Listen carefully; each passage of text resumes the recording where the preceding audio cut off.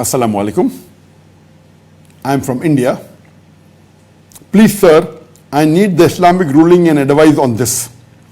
I am a sickle cell patient and currently suffering from a lot of complication, including Priapism, and have high risk of being impotent.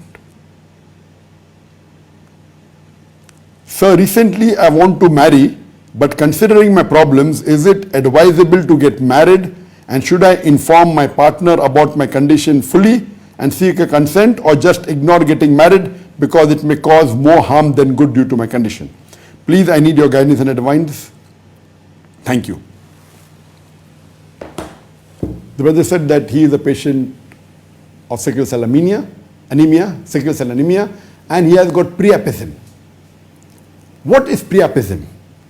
Priapism is a condition where a person has erection of his penis for more than 4 hours without any sexual stimulation. Now, this condition is caused due to various reasons, by taking the wrong drugs, etc. One of the reasons is sickle cell anemia.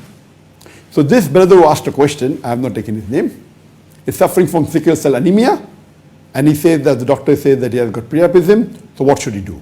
And the doctor says that there are high chances of impotency. What should he do? Should he inform, and he wants to marry, should he inform the girl he wants to marry, or should he not get married at all? In cases where a person has doubt that whether he is impotent or not, if he is not sure of his impotence, or maybe he is partially impotent, or where maybe he is partially impotent, not totally, in this case, maybe he may be getting the erection once or twice in a month or once in a while, then in this case, he cannot be called a completely impotent person. In this case, the scholars say that yet he can marry, there's no problem. But if he's sure that he's impotent, he has to inform the wali of the girl he's going to marry about this condition. The reason is that if the girl realizes after marriage that the husband is impotent, she has a right for doing nikah fask, nullification of the marriage. If the man also did not know before marriage, so it's not his fault, but the girl has a right to nullify the marriage. It is permitted only for this one reason. Only for this one reason. For example, if a husband cannot financially take care of the wife, she has the right to go to the qadi and nullify the marriage.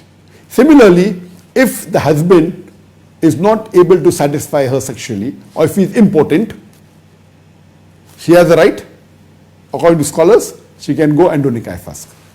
So in your case, you have to find out from your doctors what is the level of Priapism that you have, because Priapism can be treated. If it's done, the treatment done in the earlier stage, it can be treated, and there are many cases which have become normal. So depending upon your condition, you have to consult your doctor. If it's very serious where they say it is not possible to come back at all to normalcy, it's a different situation. But if they say that with treatment, inshallah, it will come back. So if they say that there are chances that it will reduce your potency, but you will not be impotent, then it's not compulsory that you should mention to your would-be wife. But if the doctors say that no, your level is very high, and high chances, or almost all, or 100% chances that you have become impotent, then my advice would be that you should try and find a girl whose wali you should tell your condition. Because every individual has different level of sexual requirement after marriage. Some is low, some is medium, some is high, some may not require. So if you can find a life partner who would not mind marrying a person who is impotent, you can get married, it is permissible. Now once you inform her that you are impotent and she knows about it, and then she marries you, then she cannot do nikah fask because she knew before marriage that you were impotent.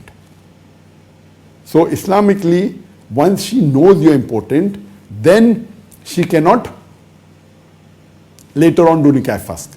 So if you can find a woman who is willing to marry, someone who's important, you can marry. It's not a must.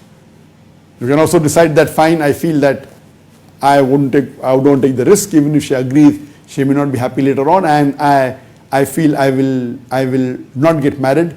Though marrying is a very high level of sunnah, it's very high level of sunnah, in which the Prophet said, those who don't marry, not of me. So scholars say very high level of sunnah. But if you have such conditions, these are valid conditions for you not to get married.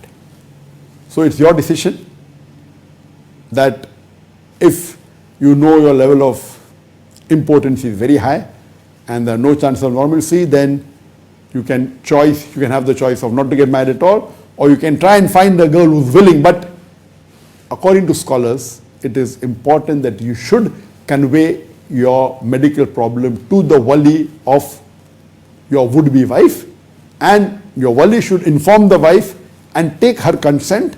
Only after the consent of both the wife and the wali, if they agree, can you get married, otherwise you can't. Hope that answers the question.